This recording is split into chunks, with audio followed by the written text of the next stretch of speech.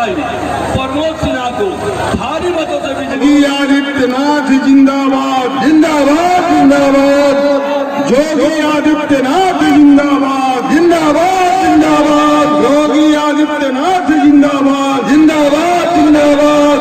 योगी आदित्यनाथ जिंदाबाद जिंदाबाद जिंदाबाद।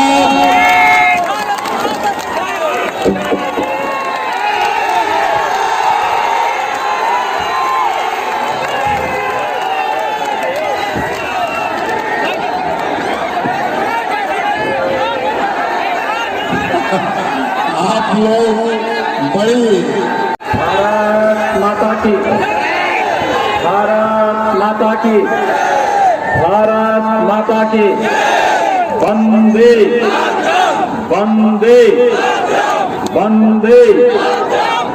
भारतीय जनता पार्टी के लोकप्रिय प्रत्याशी भारतीय जनता पार्टी श्री प्रमोद कुमार सिन्हा जी उत्तर प्रदेश विधानसभा के सदस्य श्री जयमंगल कनौजिया जी, भारतीय जनता पार्टी के जिला के प्रभारी श्री प्रमोद शंकर सिंह जी, डॉक्टर अनिल सिन्हा जी, जितेंद्र कुमार जी, अशोक पांडे जी, गुड्डू सिंह जी, लाल बाबू सिंह जी, काशीनाथ प्रसाद जी, प्रोफेसर मुनीर दुबे जी, राजकुमार गुप्ता जी, विनोद कुशवाहा जी, सुभाष सिंह जी, रामजीवन बैठा जी और भारतीय और महात्मा गांधी की सत्याग्रह की जो भूमि रही हो उस भूमि को मैं कोटि कोटि नमन करता हूं। आप सबका अभिनंदन करता हूं। हम सब वर्तमान में बिहार विधानसभा चुनाव के लिए आप सबसे अपील करने के लिए यहां पर आए हैं। पहले चरण का चुनाव संपन्न हो चुका है, दूसरे चरण में कल चुनाव होना है और अंतिम चरण में 7 नवंबर को आप सबको भी बिहार विधानसभा के माध्यम से बिहार के जनता के भाग्य का चुनाव करना है। भाइयों बहनों, मैं अभिनंदन करूंगा वैश्विक महामारी कोरोना के दौरान जिस उत्साह और उमंग का परिचय बिहार के मतदाताओं के द्वारा दिया जा रहा है वे अभिनंदनीय है। लेकिन मेरी आप सबसे विनम्र अपील होगी, कोरोना के खिलाफ देश की लड़ाई को प्रधानमंत्री मोदी जी के नेतृत्व में यह देश जिस प्रतिबद्धता के साथ लड़ रहा है उसमें प्रधानमंत्री मोदी जी ने 2 महत्वपूर्ण मंत्र दिए हैं। एक मंत्र दिया है कि जब तक दवा या वैक्सीन नहीं आ जाती है, भारत सरकार की पूरी कोशिश है हर एक व्यक्ति को निःशुल्क वैक्सीन उपलब्ध कराने की। लेकिन जब तक हमारे पास वैक्सीन नहीं आ जाती है तब तक बचाव ही सर्वोत्तम उपाय है और बचाव के लिए 2 गज की दूरी और मास्क है जरूरी। हम इसका पालन करें। देखिए, अग्नि से, पानी से और बीमारी से दोस्ती नहीं की जाती। आग कहीं लगी हो, हम अचानक उसमें नहीं घुसते हैं, बचाव करते हैं। वो ये नहीं वाला है।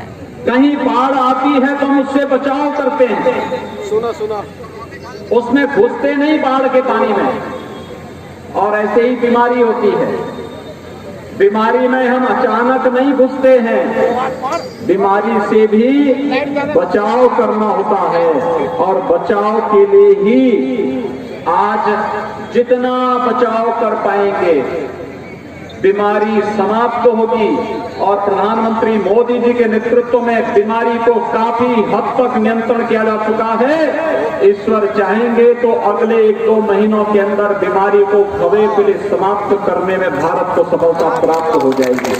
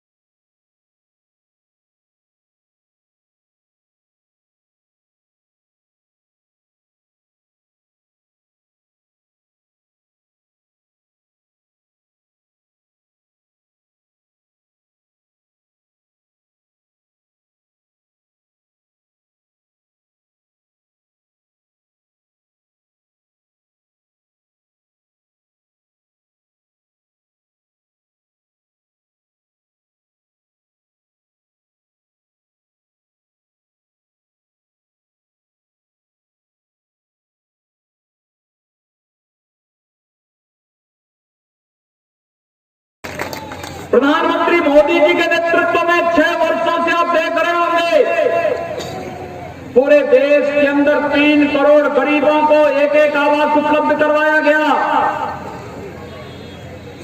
4 करोड़ गरीबों को विद्युत के निःशुल्क कनेक्शन उपलब्ध करवाए गए।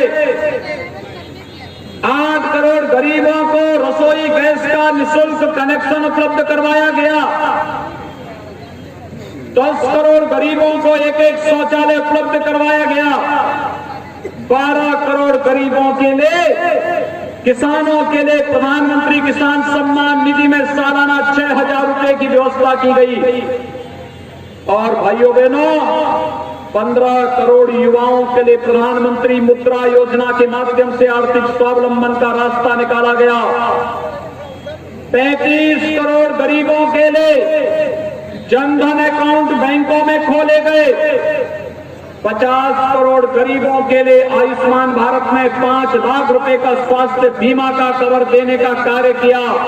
और 80 करोड़ लोगों को कोरोना कालखंड में निःशुल्क खाद्यान्न उपलब्ध कराने का कार्य किसी ने किया है? प्रधानमंत्री मोदी जी ने किया है।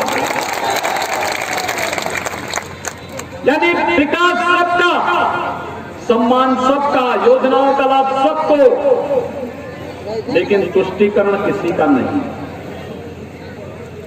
हम विकास सबका करेंगे बिना भेदभाव के, न मत, न मजहब, न क्षेत्र, न भाषा, न जाति, न परिवार। भारतीय जनता पार्टी के लिए तो देश की 135 करोड़ जनता ही परिवार है। मोदी जी का यही परिवार है। नीतीश जी का बिहार की 11-11.5 करोड़ की जनता ही परिवार है।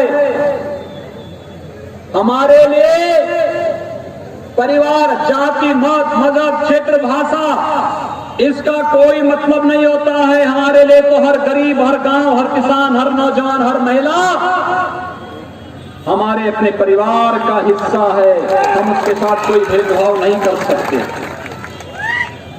लेकिन जिन्होंने जातिवाद का नारा देकर के अपने परिवार का ही भरण पोषण किया हो, जिन्होंने देश के अंदर लूट खसोट करके परिवार को बेईमानी और भ्रष्टाचार करने की छूट दे दी हो, और जिन्होंने बिहार के अंदर शासन के दौरान एक परिवार विशेष को ही फलने फूलने लूट खसोट करने की पूरी अनुमति दी हो, नौजवानों की नौकरियों को डकैती डालने का कार्य हो, गरीबों की योजनाओं पर डकैती डालने का कार्य हो, या फिर बिहार के नौजवानों के सामने पहचान का संकट करने का कार्य इन्होंने किया हो, ये सब किसी से छुपा हुआ नहीं है। और इसलिए भाइयों बहनों, हम सब आपके पास आए हैं आपसे कहने के लिए, मोदी जी ने सबका काम किया। और उन्होंने जब मई 2019 में दूसरी बार प्रधानमंत्री पद की शपथ ली, तब उनसे पूछा गया कि मोदी जी पहले कार्यकाल की उपलब्धियां तो देश के सामने, अगले कार्यकाल में क्या करेंगे? मोदी जी ने कहा, पहले कार्यकाल गरीबों के उत्थान के लिए और दूसरा कार्यकाल देश के उत्थान के लिए। लोग समझ नहीं पा रहे थे देश के उत्थान का मतलब क्या है, लेकिन आज समझ में आया है। जब भाइयों बहनों याद करिए, 2008 में कांग्रेस नेतृत्व की सरकार थी देश में, मुंबई में आतंकी हमला होता है। आतंकी हमले के समय सैकड़ों लोग मारे गए थे, व्यापारी मरे थे, जवान शहीद हुए थे, और पूरा देश बोल रहा था कि पाकिस्तान के द्वारा प्रायोजित आतंकवाद है, पाकिस्तान को इसका सबक सिखाया जाना चाहिए। और जब पाकिस्तान को इसका जवाब देने की बात आती थी, कांग्रेस नेतृत्व की सरकार कहती थी कि कहीं पाकिस्तान को हम हमला करेंगे तो पाकिस्तान में एटम बम है, पाकिस्तान एटम बम का उपयोग कर देगा।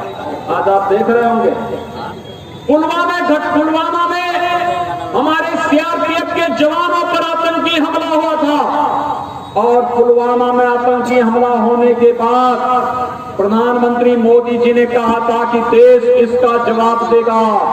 और जवाब कैसे दिया? भारत के बहादुर जवानों ने पाकिस्तान के अंदर घुस करके आतंकी कैंपों को नष्ट करने का कार्य किया।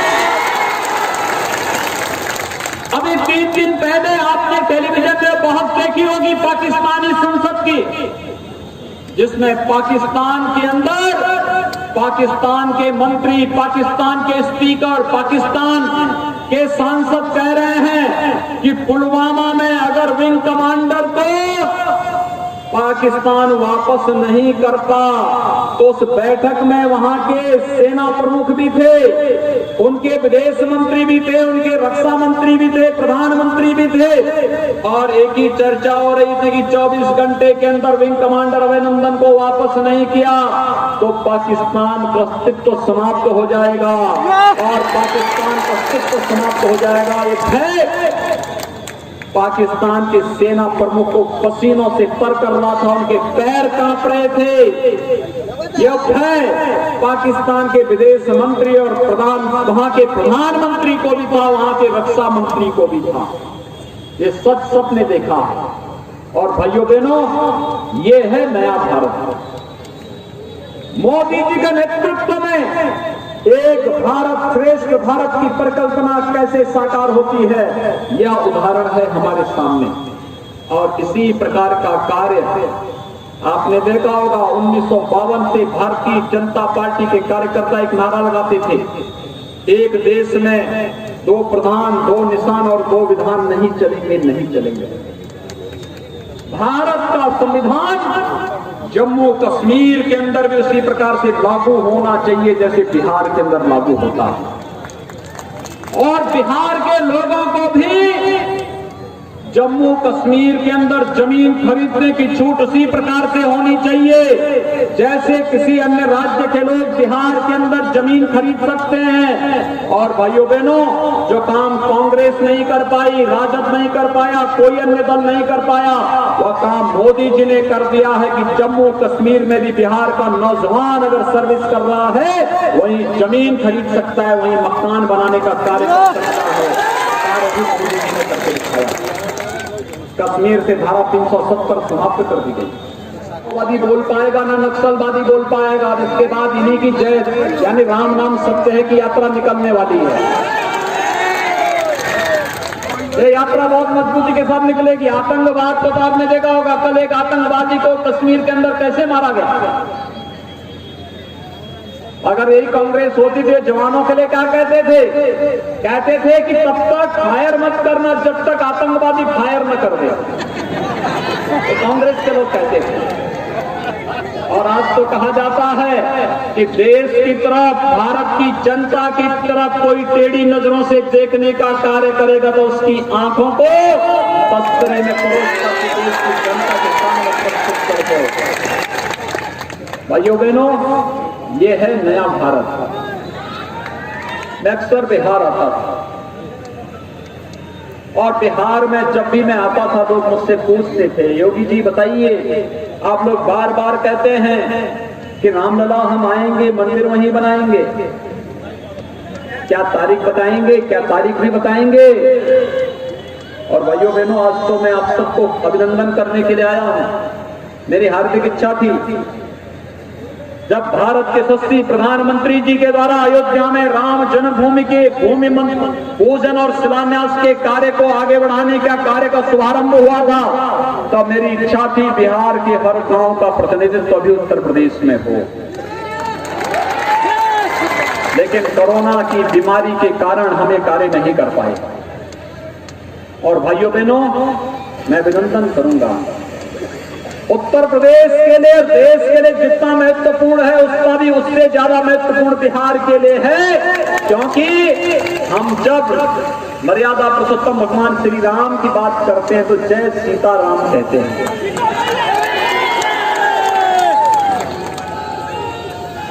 ये जय श्री राम भी श्री का मतलब माता सीता से ही है। भाइयों बहनों, उससे ज्यादा महत्व बिहार के लिए है कि आज जो बिहार के लोगों का सपना था, अयोध्या में 500 वर्षों से जिस पीड़ा को लेकर के संघर्ष कर रहा था, एक एक बिहारी संघर्ष करता था और कहता था कि माता सीता का इस सपना अयोध्या में भगवान राम का भव्य मंदिर के निर्माण का मार्ग प्रशस्त हो, कौन करेगा। आखिर वह कार्य भी मोदी जी ने पूरा कर दिया। ये है नया भारत। केंद्र में मोदी जी और बिहार के अंदर नीतीश जी के नेतृत्व में जब सरकार एक साथ मिलकर के कार्य करेगी तो भारत का सपना साकार होगा। हर गरीब के घर तक विकास पहुंचेगा, हर नौजवान के हाथ को रोजगार आएगा। और इस रोजगार और विकास के लिए आज बिहार के अंदर एनडीए की सरकार आवश्यक है। और इसलिए आप सबसे अपील है, जहां कहीं भी भारतीय जनता पार्टी, जदयू और सहयोगी दलों के प्रत्याशी चुनाव लड़ रहे हैं, इन सबको भारी बहुमत से विजयी बनाने की अपील करने के लिए आज विशेष रूप से मैं आपके बीच आया हूं। कोरोना कालखंड के दौरान सेवा ही संगठन का उदाहरण बना करके भारतीय जनता पार्टी के एक एक पदाधिकारी को, एक एक कार्यकर्ता को जनता की सेवा के लिए घर तक भेजने का जो कार्य उन्होंने किया वो अभिनंदनीय है। और आज के इस अवसर पर मैं उनका अभिनंदन करते हुए आप सबसे अपील करूंगा, भारतीय जनता पार्टी ने श्री प्रमोद कुमार सिन्हा को रक्सौल विधानसभा सीट से अपना प्रत्याशी बना करके आप सबके बीच में उतारा है। भाइयों बहनों, इतनी भारी संख्या आपकी यहाँ पर है, आप सबसे मेरी अपील है, विकास के लिए और समृद्धि के लिए हमें जाति से ऊपर उठना पड़ेगा, क्षेत्र मत मजहब से ऊपर उठना पड़ेगा। और इसके लिए भारतीय जनता पार्टी ने प्रमोद कुमार सिन्हा को अपना प्रत्याशी बनाकर आपके बीच उतारा। यहाँ पे जितने लोग हैं सब प्रमोद जी को, भारतीय जनता पार्टी को वोट देंगे ना? सभी लोग पीछे भी जो वहां कुर्सियों में बैठे हुए हैं, स्टेडियम की कुर्सियों में, इधर भी उधर भी, सभी लोग थोड़ा आप भी बोलिए, आप लोग सभी वोट देंगे? सभी लोग सहमत हैं? आप सबसे अपील है, आपके पास स्मार्टफोन होगा, स्मार्टफोन से अपने नातेदार, रिश्तेदार, मित्र, शुभचिंतक जो भी होगा, इन सबसे अपील करेंगे कि जहां से भी भाजपा और जदयू के प्रत्याशी लड़ रहे हैं, इनको भारी बहुमत से विजयी बनाने में आप योगदान देंगे। कि प्रमोद कुमार सिन्हा को कमल चुनाव चिन्ह पर 7 नवंबर को होने वाले चुनाव में भारी बहुमत से विजयी बनाने की अपील करते हुए आप सबको मैं अपील करूंगा, भारी बहुमत से विजयी बनाए, यही अपील करते हुए वाणी को देता हूं विराम।